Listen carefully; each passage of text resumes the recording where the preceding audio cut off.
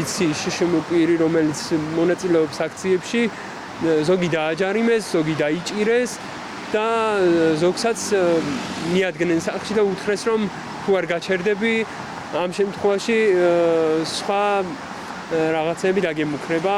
დუტა ჯავახიშვილი შეზღუდული შესაძლებლობების მქონე პირია. ის აქტივისტია, ყოველდღე რუსთაველის გამზირზე იმყოფება. გვიყვება, როგორ გახდა საპოლიციო რეჟიმის სამიზნე, როგორ დააჯარიმეს იმ დროს, როცა რეალურად ხალხს გზის გახსნისკენ მოუწოდებდა, თუმცა ეს ყველაფერი არ არის.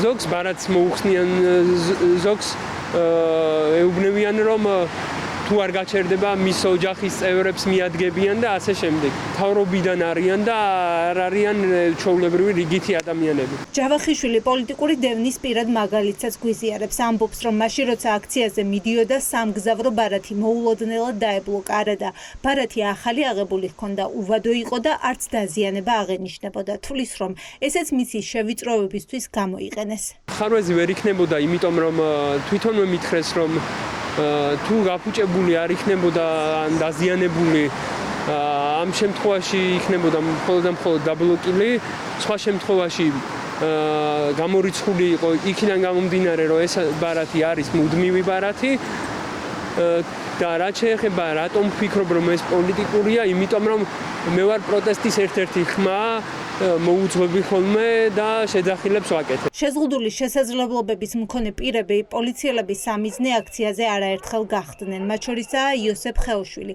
52 წლის კაცი რუსთაველის გამზირზე აიყვანეს. ფეხსაცმელი დაკავების დროს გასცრა, თუმცა უფლება აღარ მისცეს, რომ ჩაეცვა. პოლიცია უხეშად ექცეოდა იმის მითითების მიუხედავად, რომ შეზღუდული შესაძლებლობების მქონე პირი იყო. ეგონათ არ ემორჩილებოდა და არ მიხვდებოდა.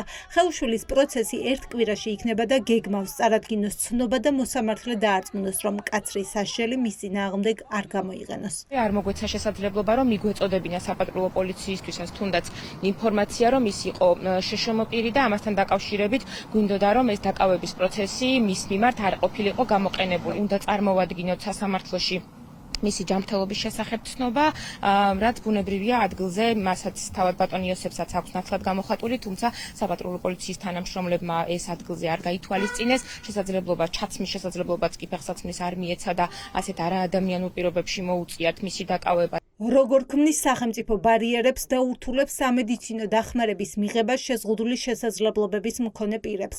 შეზღუდული შესაძლებლობის მქონე ბავშვის დედა თამარ იარაჯული გვიყვება, რომ თბილისის მერიამ გაართულა დოკუმენტების მიღება და ექსპერტის მიერ საზღვარგარეთ გაყვანის მიმართვის გაცემა. ეს კი აჭიანურებს დროული სამედიცინო დახმარების მიღებას. ეს არის ჩვეულებრივი სახელმწიფო ჩარევა ყველა სტრუქტურაში ავადმყოფობის მიზეზებზე.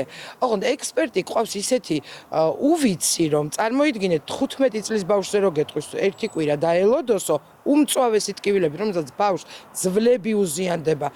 აი ამ დონის ექსპერტიზზე არის ჩვენი შვილების სიცოცხლე დამოკიდებული და ჩემთვის სრულიად მიუღებელია, წარმოუდგენელია და იქამდე ვიდგებით და იმითამდე გავაპროტესტებთ ამ ქვეყანაში ამ უსამართლობებს, სანამ არ ჩატარდება აი იგივე დოზით ბრიფინგები, რომ აშენდა ეს, გაკეთდა ეს. ქართულმა ოცნებამ არა მხოლოდ სახელმწიფო დახმარების გაცემის გზები გაართულა, არამედ აუკრძალა ფონდებს ფუნქციონირება. არაერთი ფონდია დღეს დაყადაღებული, რომლებიც სწორედ ასეთ ოჯახებს ეხმარებოდნენ. აღარ არსებობს სივრცე, სადაც არ გვეუბნებიან თვითონ ქართული ოცნების წარმომადგენლები, რომ მათი ყოფილი ჩინოვნიკები ასეულობით მილიონს იპარავენ და ეს ერთი ხელით და მეორე ხელით რა შვებიან, ხურავენ ფონდებს, ხურავენ ყველა იმ ფინანსურ რესურსს, სადაც არსებობდა იმედი მომაკვდავი ბავშვისთვის, მომაკვდავი ადამიანისთვის, მშიერი ელექტროენერგიის გარეშე დარჩენილი პენსიონერისთვის, საცხოვრისის გარეშე დარჩენილი სტუდენტისთვის. ანუ ჩვენ სადაც ლარობით პენსიონერები ფულს გვირიცხავდნენ და ხურეს და თვითონ ასობით მილიონებს და მილიარდებს ვერ იყოფენ. ის ქართული ოცნების წარმომადგენელი, რომელიც გვეუბნება, რომ სუპი მაგ და სუპსავ ჭამო, ძალიან დიდი იმედი მაქვს, რომ მალე ის სუპიც აღარ ექნება, რომ იქნებ გამოფხიზლდეს. დაყადაღებული ფონდების ბედი ისევ გაურკვევალია. არაერთი ოჯახი იყო მათ დახმარებაზე დამოკიდებული, თუმცა დღემდე ფონდებს მუშაობის უფლება წართმეული აქვთ.